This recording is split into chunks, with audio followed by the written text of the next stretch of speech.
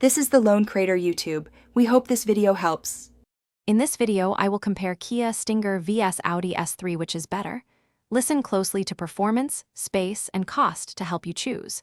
I'll cover engines, interior comfort, driving feel, and real-world ownership factors. We'll look at acceleration numbers, seating space, and estimated maintenance to give a clear picture.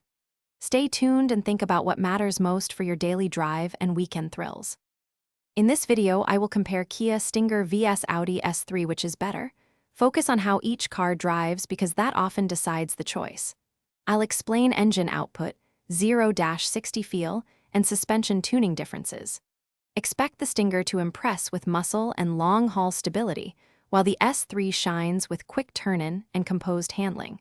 Think about roads you drive most and how you like to feel behind the wheel. In this video, I will compare Kia Stinger vs Audi S3, which is better. Quick recommendation. If you pack lunches for drives, try leak-proof containers that seal well and fit cup holders. They save spills and time. If you like what you see, please subscribe and like to support the channel. Check the description for the link and other deals, and for more gear picks you might enjoy. Now let's get back to the video. In this video, I will compare Kia Stinger vs Audi S3, which is better. Consider daily usability and running costs when choosing. I'll discuss seating room, cargo capacity, fuel use, and typical service expenses.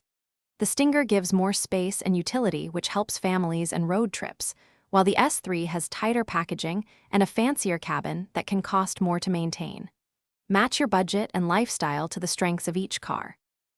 Thanks for watching. Consider subscribing if we helped you.